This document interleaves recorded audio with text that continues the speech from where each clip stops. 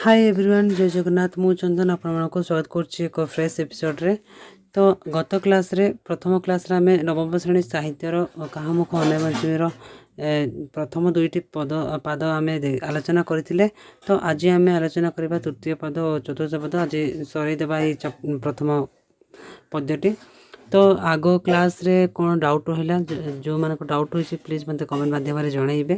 तो मो चैनल जदि आपण माने नुआ तो प्लीज सब्सक्राइब कर दे, पाखर बेल आइकन को ऑल रे क्लिक कर देबे, जहाँ द्वारा मु करुवा यही वीडियो सब सर्वप्रथम मैंने आप देखिपारे। जदि आपण मानक लगुच यही वीडियोटी सतरे आपण मानक पई किछि ना किछि हेल्पफुल, तो प्लीज ये वीडियोटी को सांग मान सहित शेयर करंतु, लाइक करंतु, कमेंट करंतु। तो आमे प्रथम दुईटी पद देखी देथिले। तो ए तृतीय पद देखा। तो मु तुम मानक कहबी कि तुम प्रथम कवि परिचय को भल से टिके मन रखि दियो। से कौ जिले रे तो किए तांको कवि ना भक्तचरण दास, से कौट जन्मग्रहण करथिले? खर्धा जिलार सानपदर ग्राम रे जन्मग्रहण करथिले। बुझीला। तो से यही कहा मुख अनयमंजमी कहूँ पद कौटू संग्रहित होती ना मथुरा मंगलर षष्ठ छंदर संग्रहित होती। तो आम देखा तृतीय पद। क्या बा पिंधाइबी काचिरे जेते बेले बने जाऊ संगरे मो प्राण नेऊ नमिसे विच्छेद न सहई एबे जीवु मथुरा को मते समर्पी काहाकू चंद्रमुख न देखिले मुही रे जीवधन जीवन हारिबी गंडे चले तू मते अंतर हेले तिले रे। तो से कहउचंती जेबे बने जाऊ संगरे काहाकू पिंधाइबी काची रे। कहा माने काची माने छोट वस्त्र, माने छोट कपड़ा वस्त्रटे। क्या मु पिंधेबी छोट वस्त्र कपड़ाटीए जिते बड़े तू बन को जिते बड़े कृष्ण बन को जाती सांगरे तांको माँ को लेकिन जाए, माने तांको प्राण को धरिकी जाए। से निमेष माने मुहूर्त क्षणक किसी समय भी से विच्छेद माने अलग है अलग हाँ सह्य करि पारंती नाही। तांकोठू अलग हेले माता यशोदा किसी समय भी सह्य करि पारंती नाही। एबे जीवु मथुरा को मते समर्पी काहाकू तांके कहउचंती जेते बेले तू वन को जाउचु मते सांगर नहीं जाउचु मो किसी समय भी तोर विच्छेद को सह्य करि पार नाही। एबे जदि मथुरा को जीवु तू मते काहाकू समर्पित करिके जीवु बोली माता यशोदा श्रीकृष्ण को कहउचंती। चंद्रमुख न देखिले मुही रे जीवी धन जीवन हारिबी गंडे चले तू मते अंतर हेले तिले रे। तो ये कहते चंद्रमुख कृष्णंकर मुख को चंद्रमुख सहित संबोधित कर माता यशोदा।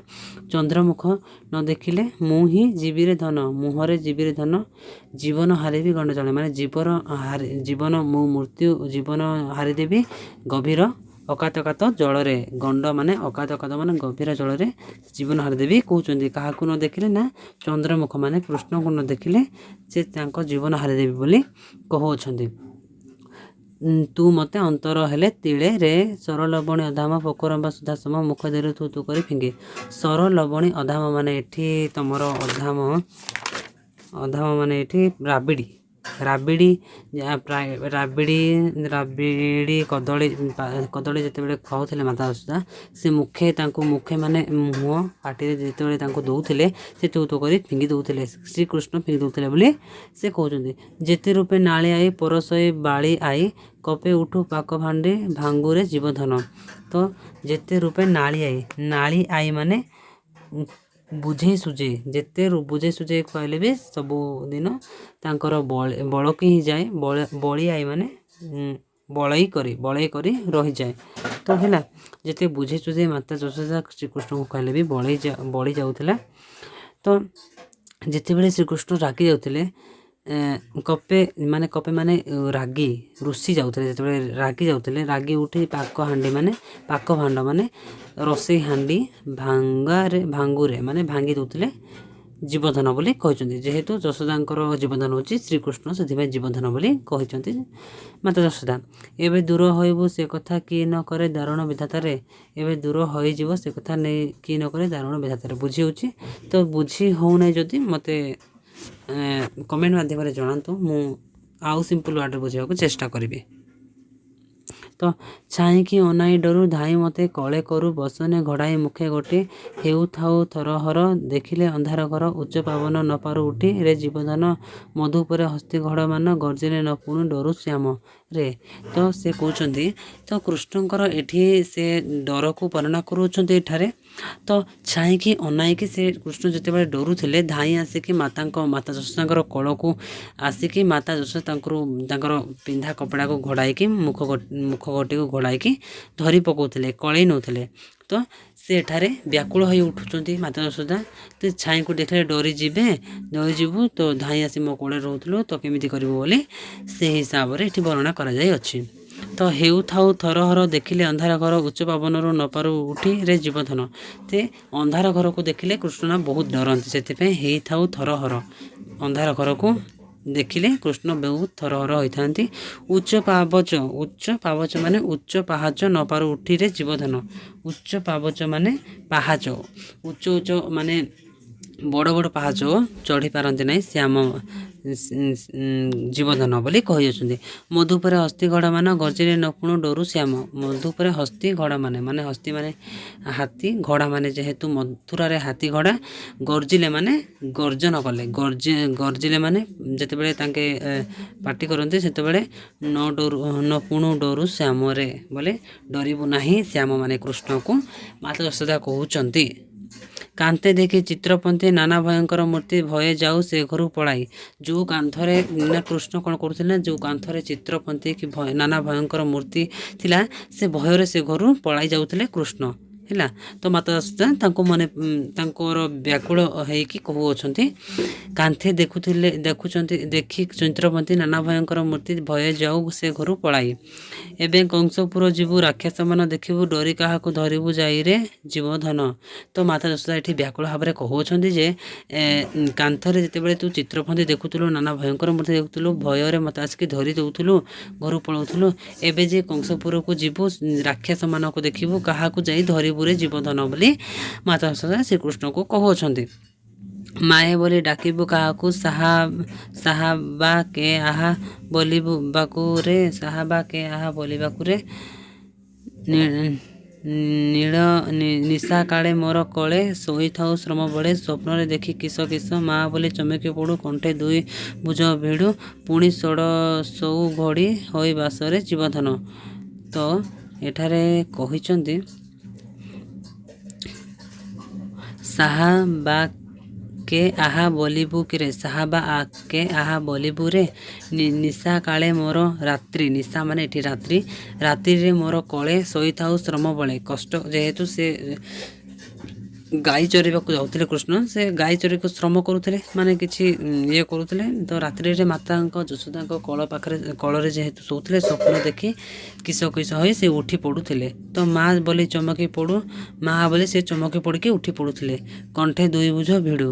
ତ ବୁଝିପାରିଲ, ମା ବୋଲି ଚମକି ପଡ଼ି ଉଠି ପଡ଼ୁଥିଲେ ପୁଣି ଶୋଇ ଘଡ଼ି ହୋଇ ବାସରେ ଜୀବଧନ। ପୁଣି ଶୋଇ ପଡ଼େ, ମା ଯେତେବେଳେ ପାଖରେ ଥାନ୍ତି ମା ତାଙ୍କୁ ବୁଝାଇଦେଲେ, ମାତା ଯଶୋଦାଙ୍କ ବୁଝାଇଦେଲେ, ମା ପାଖରେ ଧରିଦେଲେ, ସେ ଶୋଇ ପଡ଼ୁଥିଲେ ଘଡ଼ିଏ ମାନେ କିଛି ମୁହୂର୍ତ୍ତ ପାଇଁ ଶୋଉଥିଲେ। ସେ କଥା ସୁମରେ ମରିଯିବି ଉଠ ବୋଲି କାହାକୁ ଡାକିବୁ ରେ।